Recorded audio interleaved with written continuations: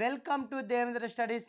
మనం ఈ వీడియోలో 14/10/2024 మార్నింగ్ సెక్షన్ జరిగినటువంటి మ్యాథ్స్ మెథడాలజీ పేపర్ అంటే మనకు టెట్ పేపర్ 1 ఏపీ టెట్ 2024 అక్టోబర్లో జరిగింది. దాదాపు 13 సెక్షన్లు జరిగితే మనం ఆల్రెడీ 12 సెక్షన్ పేపర్ని చక్కగా వివరించుకున్నాం. మీకు నేను ప్రతి ప్రశ్న కూడా మన డ్రాఫ్ట్ కాపీలో నుంచే వచ్చిందని చెప్తూ మీకు ప్రతి ప్రశ్న కూడా ఎక్స్ప్లెయిన్ చేశాను. ఇప్పుడు చివరిగా 13వ సెక్షన్ పేపర్ని మనము ఎక్స్ప్లెయిన్ చేసే ప్రయత్నం చేద్దాం. రైట్, ఫస్ట్ ప్రశ్న చూస్తే ఆర్ట్స్ మ్యాథమెటికా అనే పదము క్రింది భాషకు చెందినది అన్నాడు. ఇది మనకు ఫస్ట్ ఇయర్లోనే వస్తుంది, సెకండ్ ఇయర్లో కూడా వస్తుంది. అసలు మనకు ఆంగ్లంలో గణిత శాస్త్రం ఏమని పిలుస్తాం? మ్యాథమెటిక్స్ అని పిలుస్తాం. ఆంగ్లంలో గణిత శాస్త్రాన్ని మ్యాథమెటిక్స్ అని పిలుస్తాం. ఈ ఆంగ్ల భాషా పదం అనేది ఒకటి ప్రాచీన గ్రీకు భాషము, అదే రెండోది లాటిన్ గ్రీకు భాష, రెండు పదాల నుంచి కూడా ఉత్పన్నమైంది. అంటే ప్రాచీన గ్రీకు భాషా పదం ఏంటి అంటే చూడు, ప్రాచీన గ్రీకు భాషా పదం ఏంటి అంటే మంతనో అనేసి. అదే నవీన గ్రీకు భాషా పదం ఏంటంటే మెంతైనో అనే రెండు గ్రీకు పదాల నుండి వచ్చింది. అంటే ప్రాచీన గ్రీకు భాషా పదము మెంతనో, అదే నవీన గ్రీకు భాషా పదం మెంతైనో అనే పదాల నుండి ఉద్భవించింది. ఈ రెండు పదాలకు అర్థం ఏంటి అంటే టు లర్న్. ఈ రెండు పదాలకు అర్థం ఏంటి? టు లర్న్ అంటే నేర్చుకోవడము అని అర్థం. సాధారణంగా మనకు గణిత శాస్త్రం అనేది గ్రీకు పదం నుండి వచ్చింది అంటాం. ఆ రెండు గ్రీకు పదాలు ఏంటి అంటే మెంతనైన్ అదేవిధంగా టెక్నే అనే రెండు గ్రీకు పదాల నుండి వచ్చింది. మెంతన అంటే అర్థం ఏంటి అంటే నేర్చుకోవడము. మెంతనో అంటే అర్థం ఏంటి? నేర్చుకోవడము. టెక్నో అంటే అర్థం ఏంటి? కళ అని అర్థం. టెక్నో అంటే అర్థం ఏంటి? కళ అని అర్థం. రైట్, అంటే సూక్ష్మంగా మనకు మ్యాథమెటిక్స్ అంటే ఏమని చెప్పచ్చు అంటే నేర్చుకునే కళ లేదా నేర్చుకునే పద్ధతి అని కూడా చెప్పచ్చు. నేర్చుకునే కళ లేదా నేర్చుకునే పద్ధతి. చూడు, మ్యాథమెటిక్స్ అనేది వివిధ సూక్ష్మ పద్ధతులను లేదా నేర్చుకునే కళ అని అనవచ్చు. తర్వాత మ్యాథమెటిక్స్ని లాటిన్ భాషలో అర్సా మ్యాథమెటికా అనే పదముతో సూచిస్తారు. దీనికి అర్థం ఏంటి అంటే గణిత కళ, ద మ్యాథమెటికల్ ఆర్ట్ అని అర్థము. చూడు, లాటిన్ భాషలో మ్యాథమెటిక్స్ని ఏమని పిలుస్తాం? లాటిన్ భాషలో అర్సా మ్యాథమెటికా అని పిలుస్తాం. ఈ అర్సా మ్యాథమెటికా అంటే అర్థం ఏంటి అంటే గణిత కళ. ఏమని పిలుస్తాం? గణిత కళ లేదా ద మ్యాథమెటికల్ ఆర్ట్ అని పిలుస్తాం. రైట్, అదేవిధంగా మ్యాథమెటిక్స్ని సంస్కృతంలో గణిత అని పిలుస్తాం. అంటే సంస్కృతంలో గణనగా గణించుట లేదా లెక్కించుట. చూడు, సంస్కృతములో గణనగా గణించుట లేదా లెక్కించుట అని అర్థం. మనకు ఈ సంస్కృత పదములో నుంచే తెలుగులో మనకు గణితం అనే పదము ఉద్భవించింది. రైట్, ఇది గణితం అంటే అర్థం ఏంటి. రైట్, చూడు, ఆల్రెడీ మనకు మన ఎక్స్ప్లెనేషన్లోనే మన ఆన్సర్ అనేది మన ప్రశ్నకు ఆన్సర్ అనేది వచ్చింది. అర్సా మ్యాథమెటిక్ అనేది ఏ భాషా పదానికి చెందిందంటే లాటిన్ భాషా పదానికి చెందినది. రైట్, నెక్స్ట్ వన్, నేర్చుకున్న భావనల పరిధి దాటి విద్యార్థుల స్థాయిని పరీక్షించేవి అన్నాడు. రైట్, మనకు గణిత పాఠ్య పుస్తకంలో ప్రయత్నించండి, ఆలోచించండి, చర్చించండి, ఇవి చేయండి అనేవి మనకి హెడ్డింగ్లు ఉంటాయి. సో వాటి గురించి కూడా మన యూట్యూబ్ ఛానల్లో ఎక్స్ప్లెయిన్ చేసినాం. ఆ వీడియోని కూడా ఒకసారి పరీక్షించండి. చూడు, నేర్చుకునే భావనల పరిధిని దాటి విద్యార్థుల స్థాయిని పరీక్షించేది ఏంటంటే ఆలోచించండి, చర్చించండి అనేది అర్థం. అంటే అసలు ఆలోచించండి, చర్చించండి అంటే అర్థం ఏంటంటే నేర్చుకున్న భావనల పరిధిని దాటి విద్యార్థులను స్థాయిని పరీక్షించేదిగా ఉంటుంది ఈ శీర్షిక. మనకు 3 శీర్షికలు కూడా గమనించుంటాం. ప్రయత్నించండి అనే శీర్షిక చూసుంటారు గణిత పాఠ్యపుస్తకంలో, ఆలోచించండి, చర్చించండి అనే శీర్షిక చూసుంటారు, ఇవి చేయండి అనే శీర్షిక కూడా చూసి ఉంటారు. అదేవిధంగా ఆలోచించండి చర్చించండి అనే శీర్షిక కింద ఏమేమి వస్తాయంటే విద్యార్థులు నేర్చుకున్న భావనల పరిధిని దాటి విద్యార్థుల స్థాయిని పరీక్షించడానికి ఈ శీర్షిక ఉద్దేశించింది. అదేవిధంగా జట్టు కృత్యంగా నిర్వహించవలసి ఉంటుంది. అంటే గ్రూపుగా, అంటే విద్యార్థులు 4-5 లేదా 5-6 మంది విద్యార్థులను ఒక గ్రూపుగా కృత్యం అంటే జట్టుగా గ్రూపుగా చేసి ఆ అంశాలను విద్యార్థులు నేర్చుకునే విధంగా ఉంటుంది. అదేవిధంగా విద్యార్థుల్లో సృజనాత్మకతను వెలికి తీయడానికి దోహదపడుతుంది. ఆలోచించండి చర్చించండి అనే శీర్షిక. అదేవిధంగా విద్యార్థులకు అదనపు అభ్యసన అంశంగా దోహదపడుతుంది. భావన పట్ల విస్తృత అవగాహనకు కోసము తోటి విద్యార్థులతో చర్చించడానికి ఇది ఉపకరిస్తుంది. ఎప్పుడైతే మనం జట్టుగా మనం కృత్యాన్ని నిర్వహించవలసి ఉంటుందో అప్పుడు మనకు భావనల పట్ల తోటి విద్యార్థులతో ఏమవుతుంది, చర్చించడానికి కూడా ఉపకరిస్తుంది. ఏది ఆలోచించండి చర్చించండి అనే శీర్షికలో ఉన్నటువంటి ప్రాబ్లమ్స్ సమస్యలు మనకు right.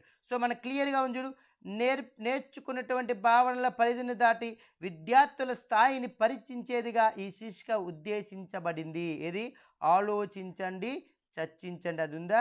Yes right. Next one,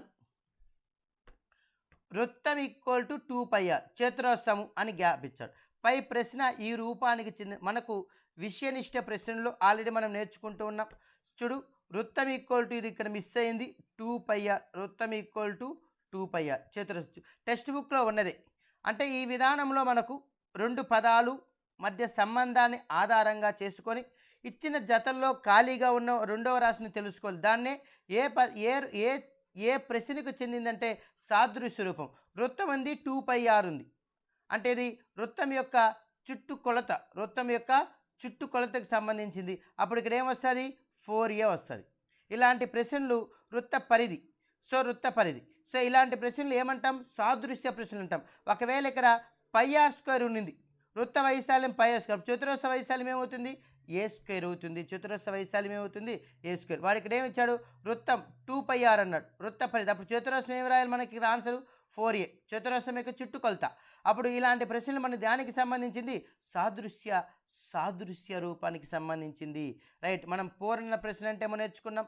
next వీడియోలో మనకు మూల్యాంకనమైన చాప్టర్ని కులంకుషంగా కూడా మనం నేర్చుకునే ప్రయత్నం చేద్దాం రైట్. నెక్స్ట్ వన్, హగ్బెన్ ప్రకారము గణితము నాగరికతకు అద్దం లాంటిది. ఈ ప్రవచనము ఏ గణిత విలువకు సంబంధించినది అన్నాడు. చూడు, సాంస్కృతిక విలువ ఫస్ట్ ఇయర్లో వస్తుంది మనకు. సాంస్కృతిక విలువ గణితము ఆధునిక నాగరికతకు అద్దం అనేది ఫస్ట్ లైన్లోనే ఉంది. ఈ వాక్యము చెప్పింది ఎవరంటే బెకన్ అని పిలుస్తాం. కొన్ని బుక్కుల్లో మనకు హగ్ బెన్ అని కూడా మనం పిలుస్తాం. బెకన్ అని అంటారు లేదా హగ్ బెన్ అని కూడా అంటారు. సో హగ్ బెన్ అనే అతను ఏం చెప్పాడు, గణితం అనేది ఆధునిక నాగరికతకు అద్దం వంటిది అన్నాడు. Is right. అదేవిధంగా ప్రీవియస్ పేపర్లో ఆడమ్ స్మిత్ యొక్క డెఫినేషన్ ఇచ్చారు. అంటే సాంస్కృతిక విలువకు సంబంధించిందే మనకు 2 ప్రశ్నలు రావడం జరిగింది. అసలు సాంస్కృతిక విలువ అనేది మనకు నేర్చుకున్నాం ఆల్రెడీ. సాంస్కృతిక సంప్రదాయ ఆచార వ్యవహారాలన్నీ శాస్త్ర సాంకేతికాలపైనే ఆధారపడుతుంది. ఈ శాస్త్ర సాంకేతికత వెనుక గణితం అనేది ఉంటుంది. అందుకే ఆధునిక నాగరికతను ప్రతిబింబించే వాణిజ్యము, వ్యవసాయము, పరిశ్రమ, వైద్య, రవాణా సౌకర్యాలన్నీ మానవ నాగరికత అభివృద్ధికి ప్రతిబింబాలని కూడా మనం చెప్పుకున్నాం. అందుకే ఆడమ్ స్మిత్ ఏమంటాడు, ఆధునిక మానవుని కార్యకలాపాలైన వాణిజ్యము, పరిశ్రమలు, ప్రభుత్వ యంత్రాంగాలు మొదలైన వాటిని గణిత శాస్త్ర తార్కము ప్రకారము ప్రదర్శించవచ్చు అన్నాడు. ఎవరు, ఆడమ్ స్మిత్. ఇది కూడా మనకు టెట్లో అడిగిన బిట్టే. అదేవిధంగా దీని కిందే మనకు తాజ్మహల్ ఉంది. తాజ్మహల్ కూడా ఏ విలువకు సంబంధించింది అంటే సాంస్కృతిక విలువకి సంబంధించింది. నెక్స్ట్ చూడు, క్లియర్గా గణిత వ్యక్తీకరణ నైపుణ్యము సందిగ్ధత లేకుండా స్పష్టంగా సంక్షిప్తంగా వివరించగల సామర్థ్యము ఉపాధ్యాయుడు కలిగి ఉండాలని తెలిపినవారు. క్లియర్గా మనకు ఇది కూడా సెకండ్ ఇయర్ బుక్లోనే సెకండ్ పేజీలోనే ఉంది. ఎన్సిఎఫ్ 2005 ఏం చెప్తుంది అంటే గణిత వ్యక్తీకరణ స్పష్టత, సంక్షిప్తత, సందిగ్ధం లేని భాష, ఖచ్చితమైన సూత్రీకరణ వంటి లక్ష్యాలను కలిగి ఉండాలని చెబుతుంది. ఈ లక్ష్యాలను చేరుకోవాలంటే ఉపాధ్యాయునికి తప్పనిసరిగా గణిత శాస్త్రం యొక్క స్వభావం పట్ల అవగాహన తప్పనిసరిగా ఉండాలని చెప్తుంది. ఎవరు? ఎన్సిఎఫ్ 2005. చూడు క్లియర్గా మనకు ఎక్కడ అడిగినాడో బిట్టు చూడు. చూడు అంటే మీరు ఇప్పటికైనా నిద్ర మొదలుకోండి. ట్రై మెథడ్గా చదవాల్సింది మ్యాథ్స్ మెథడే. మ్యాథ్స్ మెథడ్ని విడివిడిగా చదవండి. అంటే 3 మ్యాథ్స్, సైన్స్, సోషల్ని విడివిడిగా చదివిన తర్వాత మనం ఏం చేయాలి? ట్రై మెథడ్ చదవాలి. రైట్. సంగ్రహణాత్మక మదింపులో ప్రాతినిధ్యపరచడము అనే విద్యా ప్రమాణానికి కేటాయించిన మార్కులు. మనకు మూల్యాంకనములో విద్యా ప్రమాణాల భారత్వ పట్టిక తీసుకుంటే మనం సాధారణంగా 3-5 తరగతులను మాత్రమే మనం పరిశీలించాలి. సమస్య సాధనకు 25 మార్కులు, సమస్య సాధనకు 25 మార్కులు, కారణాలు తెలపడం నిరూపణకు 10 మార్కులు, వ్యక్తపరచడానికి 5 మార్కులు, అదేవిధంగా అనుసంధానానికి కూడా 5 మార్కులే, ప్రాతినిధ్యపరచడం దృశ్యీకరణకు కూడా 5 మార్కులు. మొత్తం మనం 50 మార్కులకు మనం సంగ్రహణాత్మక మదింపులో చేయడం జరుగుతుంది. సో మనకు ప్రాతినిధ్యపరచడం దృశ్యీకరణకి ఎన్ని మార్కులు? శాతము పరంగా ఇది కూడా గత టెట్లో అడిగాడు. శాతం అయితే 10%, మార్కుల పరంగా 5 మార్కులు మాత్రమే మనం కేటాయించాలి.